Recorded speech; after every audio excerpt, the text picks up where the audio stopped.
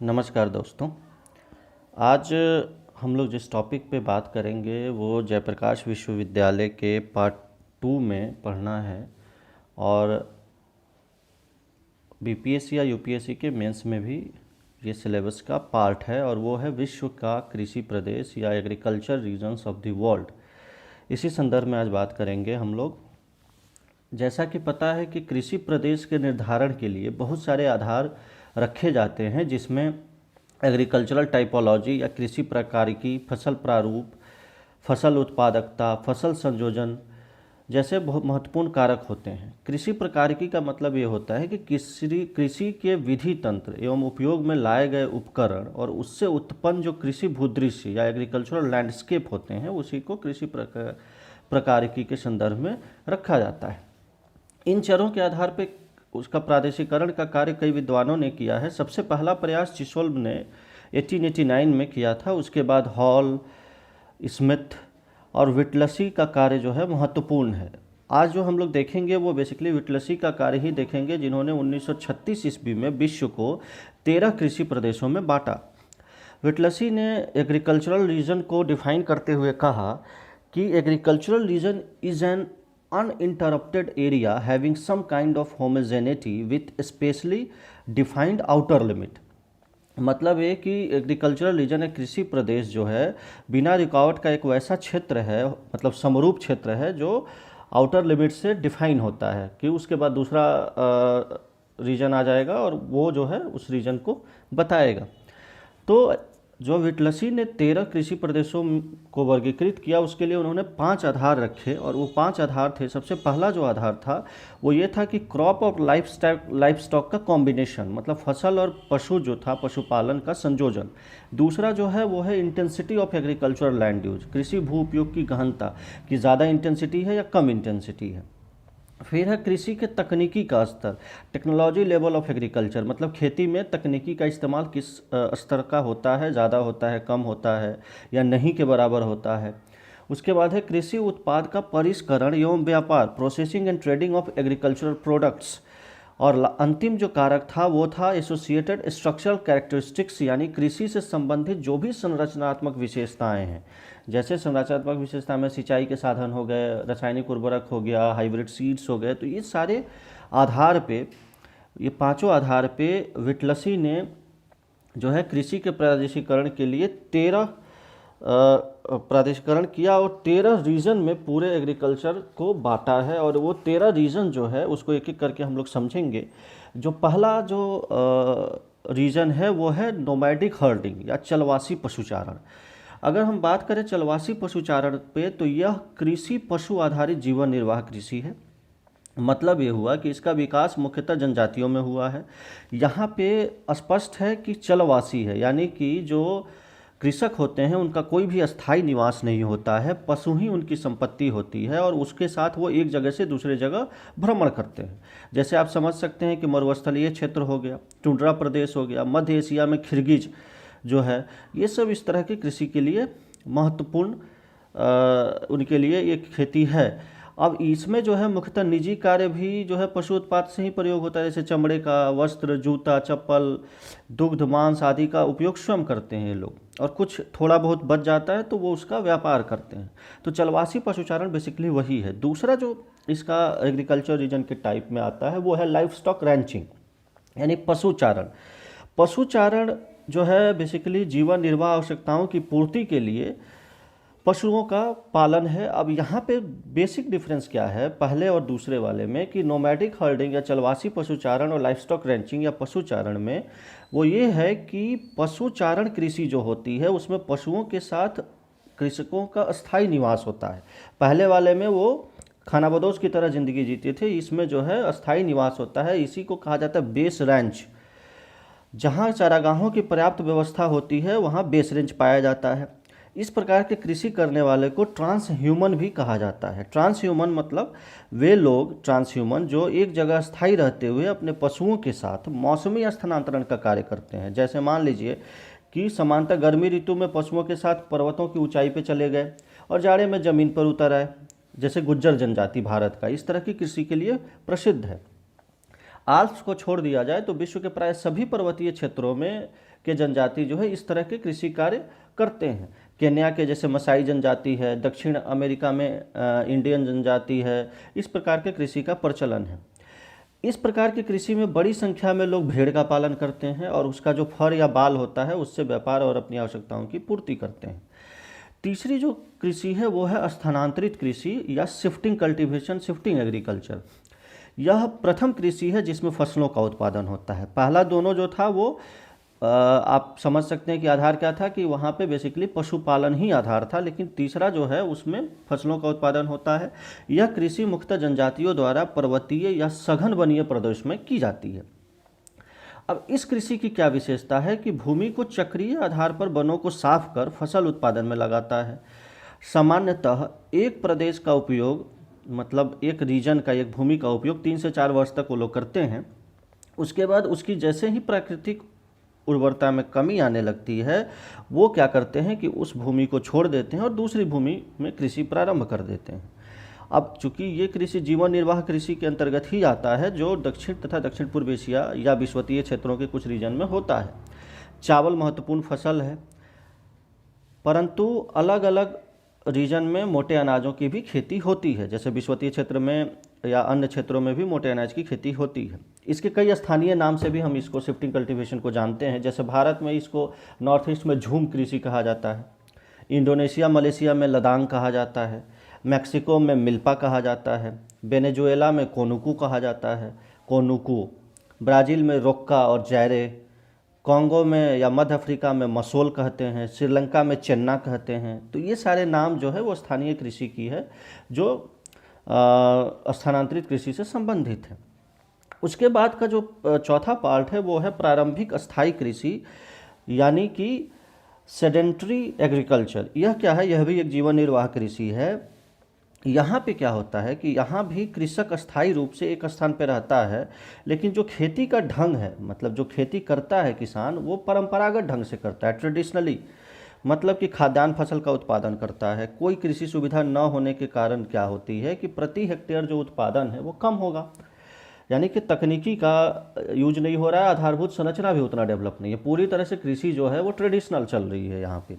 इस कृषि की दो विशेषता हम समझ सकते हैं। पहली क्या विशेषता है? पहली ये विशेषता है कि यहाँ बंजर भूमि जो है, अस्थाई बंजर भूमि जिसको हम कहते हैं, उसकी बहुलता होती है। मतलब कि कृषि का जो है कृषि पर पूरा नियंत्रण जलवायु का होता है। दूसरी विशेषता ये है कि कृषि भूमि के उत्पादकता में क्रमिक ह्रास होता है। मतलब ये कि सघनता से कृषि कार्य तो होता है, बावजूद इसके ये जीवन निर्वाह के रूप में ही रह जाता है, तो उससे उसके उत्पादन में धीरे धीरे ह्रास होने लगता है। यह इस प्रकार की कृषि बेसिकली सवाना प्रदेश में, अर्ध मरुस्थलीय अफ्रीका में होता है। हालांकि प्रायद्वीपीय भारत में भी जो है, आप पूर्वी राजस्थान को ले लें या जो वृष्टि छाया प्रदेश है जो पश्चिमी घाट के ईस्ट में है, तो वहाँ भी इस तरह की खेती की जाती है। जो अगला पार्ट है वो है चावल प्रधान जीवन निर्वाह कृषि, मतलब इंटेंसिव सब्सिस्टेंस विथ राइस। मतलब कि जितना मानसूनी प्रदेश है वहाँ इस तरह की खेती होती है, और नाम से ही स्पष्ट है कि चावल प्रमुख फसल है। अनेक विद्वान इसको धान की कृषि प्रदेश भी, पैडी एग्रीकल्चरल रीजन भी कहते हैं। लगभग सभी जलोढ़ मैदान हो गए या बाढ़ के मैदान हो गए, वहाँ पे चावल की कृषि सघनता और गहनता से की जाती है। अब चूंकि आप देखेंगे कि इस रीजन में जनसंख्या का अभूतपूर्व दबाव होता है, और ज़्यादा जनसंख्या का दबाव होने के कारण उत्पादकता के बावजूद भी यह एक जीवन निर्वाह कृषि हो जाती है। अब जितना उत्पादन होता है, पॉपुलेशन उसको कंजम्पशन के लिए मिल जाता है। वस्तुतः विश्व की 50% जनसंख्या इन्हीं चावल उत्पन्न करने वाले प्रदेश में अधिवासित है। जैसे चाइना हो गया, इंडिया हो गया, बांग्लादेश हो गया। तो ये सारी स्थिति है। यही स्थिति वियतनाम, म्यांमार, फिलीपींस और थाईलैंड में भी देखने को मिलता है। तो इस तरह से यहाँ पे खेती जो है जीवन निर्वाह कृषि हो जाती है। अगला जो छठा टाइप है वो है चावल विहीन सघन जीवन निर्वाह कृषि। यहाँ मुख्य रूप से अनाज में जो है गेहूँ, मक्का और मोटा अनाज होता है। चावल विहीन का मतलब ये है कि चावल यहाँ इम्पॉर्टेंट फसल नहीं है। बाकी जो विशेषता है कि यहाँ भी चूँकि जनसंख्या दबाव है, अनुकूल परिस्थिति है, तो खेती तो होती है, लेकिन फिर जीवन निर्वाह वाली स्थिति आ जाती है जो पहले की विशेषता थी। तो जैसे नील नदी में का डेल्टा है, पॉपुलेशन ज़्यादा है, गेहूं होता है वहाँ। मैक्सिको का पठार है, पॉपुलेशन ज़्यादा है, वहाँ मक्का होता है। सघन आबादी वाले मानसून के पठारी प्रदेश है जहाँ पे जनसंख्या होने के बावजूद भी मोटे अनाज वगैरह की खेती होती है। तो इससे क्या होता है कि एक तो खेतों का छोटा आकार होगा, श्रम सघन कृषि होगी और जीवन निर्वाह कृषि रहती है। जो अगला टाइप है 7वां, वो है बागानी कृषि या प्लांटेशन एग्रीकल्चर। यहाँ पे एक समझने की बात है कि यह जो है विकासशील देशों की एकमात्र विकसित कृषि, आप समझ सकते हैं इसको। इसकी कृषि व्यवस्था औद्योगिक नियमों पर आधारित होती है, अर्थात इसमें कार्य करने वाले श्रमिक न केवल मासिक वेतन पाते हैं बल्कि औद्योगिक श्रमिकों को प्राप्त सभी सुविधाएं भी उपभोग करते हैं।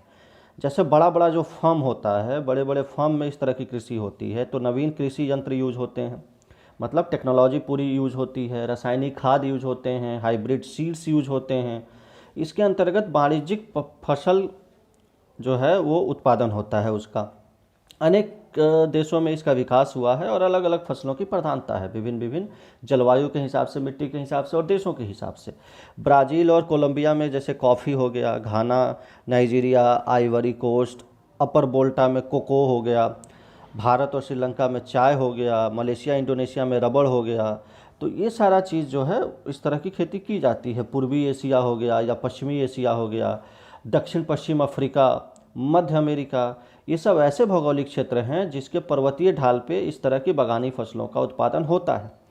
अब इसमें फ़ायदा क्या होता है इस फसल का कि विकासशील देश में आंतरिक मांग इसका कम होता है और इस कारण से इसका उत्पाद जो है मुख्यतः निर्यात कर दिया जाता है। तो अंतर्राष्ट्रीय कंपनियां भी इससे जुड़ जाती हैं और एक प्रॉपर तरीके से जो है व्यापारिक खेती में बदल जाता है। अगला जो पार्ट है वो है भूमध्य सागरीय कृषि। नाम से ही स्पष्ट है कि यह जो है प्राचीन काल से होने वाली एक अस्थायी कृषि है जहां खाद्यान्न का उत्पादन होता है, लेकिन इसका रीजन जो है वो भूमध्य सागर का तटवर्तीय रीजन है। यानी कि आप समझ सकते हैं कि सभी महाद्वीप का जो पश्चिमी तट है, वेस्टर्न कोस्ट है, 35 डिग्री से 45 डिग्री अक्षांश के बीच इस तरह की खेती की जाती है, जिसमें कैलिफोर्निया, मध्य चिली हो गया, ऑस्ट्रेलिया का दक्षिण पश्चिम भाग हो गया, दक्षिण पूर्व क्षेत्र हो गया। तो इस सब रीजन में इस तरह की खेती की जाती है। इसकी क्या क्या विशेषता है आप समझ सकते हैं। पहली विशेषता ये है कि यहाँ जाड़े की ऋतु में वर्षा होती है, अतः अधिकतर जो फसल होगा उसका उत्पादन जाड़े की ऋतु में होता है। दूसरा कि यह एकमात्र कृषि प्रदेश है जहाँ खाद्य फसल जैसे गेहूँ, माली फसल कपास, साग सब्जी और फल जैसे रसदार फल, फॉरेस्ट या वनीय फसल जैसे जैतून और पशुपालन, ये सारा एक साथ सघनता के साथ होता है। गेहूं और जैतून सफलता के लिए जो है सिंचाई को ध्यान में रखते हुए सिंचाई का विकास भी किया गया है। अगर आप वर्ल्ड का डेटा निकाल के देखेंगे तो आप ये पाएंगे कि विश्व का लगभग 90 से 95% जैतून जो है इसी प्रदेश में होता है, स्पेन इटली वगैरह के साइड में। कॉर्क भी जो है सबसे ज़्यादा यहाँ होता है। इसके क्षेत्र में अंगूर की सर्वाधिक खेती होती है।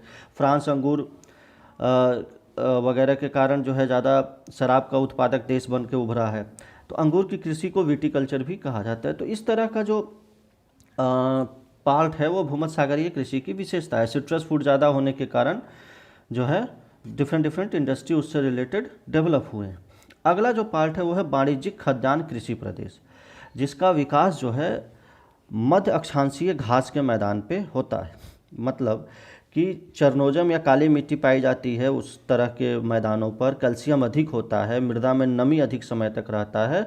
तो मैक्सिमम फसल का जो उत्पादन होता है वो गेहूं का होता है और गेहूं का उत्पादन वाणिज्यिक स्तर पे होता है। और वाणिज्यिक स्तर पे होने का क्या कारण है? सबसे पहला कारण ये है कि इस क्षेत्र में कृषि योग्य भूमि तो बहुत है लेकिन जनसंख्या कम है, जनसंख्या दबाव नहीं है। दूसरा कि जो मैदानी अक्षांशीय घास के मैदान है वो विकसित देशों में स्थित हैं, तो बड़े बड़े फर्म भी विकसित हो गए हैं वहाँ पे। आधुनिक तकनीकी की मदद से कृषि कार्य होने से कृषि उत्पादकता भी अधिक हो जाती है, जैसे स्टेपी का पार्ट हो गया। उसके अलावा प्रेरी हो गए, पंपा, डाउन्स, कैंटरबरी, पुस्टाज, इस तरह का जो क्षेत्र है वहाँ पे इस तरह की खेती होती है। संयुक्त राज्य अमेरिका अकेले विश्व व्यापार का गेहूं की आपूर्ति करने में काफ़ी महत्वपूर्ण योगदान रखता है और उसकी ज़्यादातर गेहूं का जो खेती होता है इसी तरह के क्षेत्र में होता है। इसके अलावा कनाडा, ऑस्ट्रेलिया, अर्जेंटीना में भी यही स्थिति है। तो ये जो खेती है वो वाणिज्यिक खाद्यान्न कृषि प्रदेश के क्षेत्र में आता है। जो अगला टाइप है 10वां टाइप, वो है वाणिज्यिक पशुपालन और कृषि, commercial livestock and crop farming. मतलब यहाँ पे सघन आबादी वाले विकसित देशों में होती है इस तरह की खेती, मतलब यूरोप और एंग्लो अमेरिका, दक्षिण अमेरिका में मिश्रित खेती किया जाता है। यहाँ पे क्या होता है कि पशुपालन का कार्य व्यापारिक आवश्यकताओं के लिए किया जाता है और जो फसल का उत्पादन होता है वो आंतरिक आवश्यकताओं के लिए। मतलब कि पशुपालन का यूज जो होता है वो बेसिकली एक्सपोर्ट के लिए किया जाता है, और जो अपने उपभोग के लिए है वो खेतों में खाद्यान्न फसलों का उत्पादन होता है।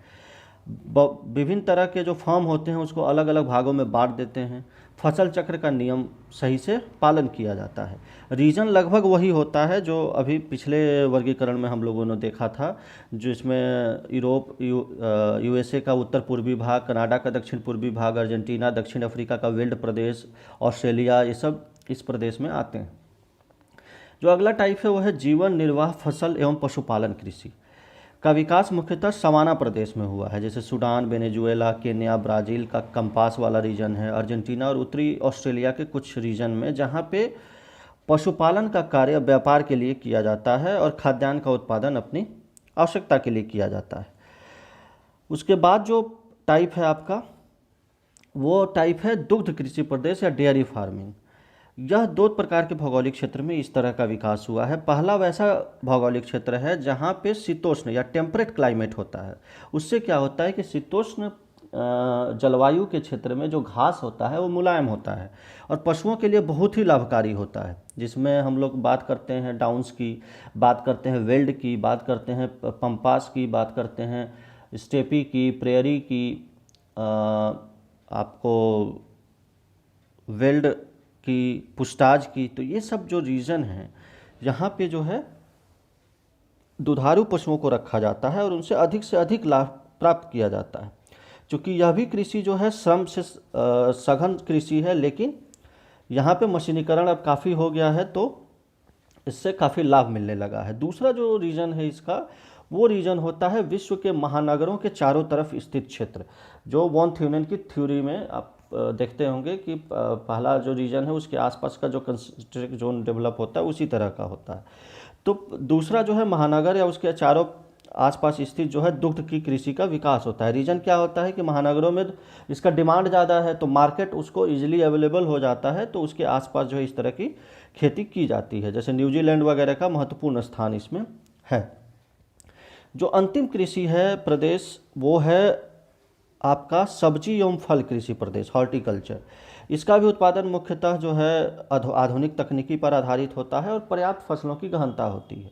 इसका भी वही रीजन है। पहला तो रीजन है कि महानगर और उसके आसपास का रीजन, जैसे दुग्ध में था डिमांड है, सब्जियों की डिमांड और फल की डिमांड उसी तरह से होती है, तो ये जो है उसके आसपास मिलता है। चूँकि ये नष्ट होने वाली वस्तुएं हैं तो ये भी एक रीजन माना जाता है कि ईजिली जो है ट्रांसफ़र होके या ट्रांसपोर्ट होके वहाँ चला जाता है। तो पहला तो ये रीजन हो गया कि महानगर के चारों तरफ नगरीय आवश्यकताओं की पूर्ति के लिए इसका विकास होता है। दूसरा जो है वो है फ्लोरिडा, कैलिफोर्निया और दक्षिण यूरोप में इसकी कृषि होती है, अगर प्रादेशिक स्तर पे बांटे तो। फ्लोरिडा से प्रतिदिन ट्रक से भर के जो है डिफरेंट सिटीज़ में जाती है। कैलिफोर्निया में भी जाड़े की ऋतु में सब्जी की आपूर्ति जो है ग्रेट लेक वाले रीजन में होती है। यूरोप में के यूनान और इटली से भी सब्जी की आपूर्ति की जाती है, मध्य और उत्तरी यूरोप में। तो ये बेसिक रीजन है जहाँ सब्जी और फल की कृषि की जाती है। तो जैसा कि आप देख पा रहे होंगे कि जो 5 आधार इन्होंने बताया था विटलसी ने, उसी आधार पे ये डिफरेंट एग्रीकल्चर रीजन को उन्होंने बांटा। जैसे पहला जो रीजन, 2 रीजन है वो पशुपालन पे बेस्ड है, जिसमें पहले में अस्थाई है, दूसरे में अस्थाई है। फिर कृषि शुरुआत होती है तीसरे में, तो वहाँ भी अस्थाई टाइप की कृषि होती है। चौथे में अस्थाई कृषि आ जाती है। फिर एक में चावल प्रधान है, दूसरे में चावल विहीन है, लेकिन दोनों इंटेंसिव एग्रीकल्चर का उदाहरण हो जाता है। फिर प्लांटेशन हो जाता है भूमध्य सागरीय, उसके बाद थोड़ा कमर्शियल आ गया, उसके बाद फिर क्रॉप लाइफ स्टॉक का फिर कॉम्बिनेशन होता है। और अंतिम जो कृषि प्रदेश है वो महानगरीय आवश्यकताओं की पूर्ति के लिए या जो है अनडेवलप्ड रीजन में अपनी आवश्यकताओं की पूर्ति और अन्य रीजनों की आवश्यकताओं की पूर्ति के लिए ये किया जाता है। अब ये जो मैप है वो पूरी तरह से आपको जो डिफरेंट एग्रीकल्चर रीजन हम लोगों ने देखा था उसको बताता है कि जैसे ब्लैक वाला आप देख पा रहे होंगे वो बेसिकली प्लांटेशन फार्मिंग और छोटे छोटे फार्म को दिखा रहा है। तो इस तरह का जो है शेडिंग है वो नीचे में इंडेक्स दिया हुआ है, जहाँ पे डिफरेंट अलग अलग प्रदेशों के एग्रीकल्चर रीजन को बता रहा है। तो कहने का मतलब विटलेसी द्वारा 1936 में जो दिया गया था, 13 कृषि प्रदेशों में बांटा गया था विश्व में, वो कहीं ना कहीं वर्तमान समय में भी प्रासंगिक है। तो इनका जो आधार था, उन्होंने लगभग हर आधार को जो है शामिल किया है।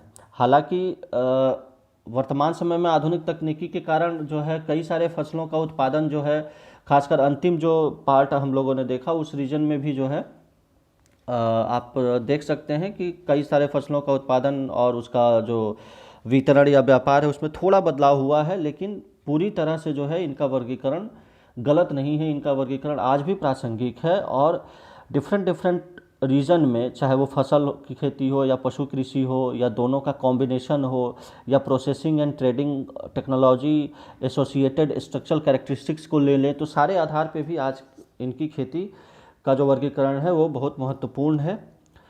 तो ये 13 वर्गीकरण हुआ। आई होप आप लोग इसको अच्छे से समझ गए होंगे। आपका दिन शुभ हो, अच्छे से पढ़ाई करिए। Best of luck, have a nice day, thank you.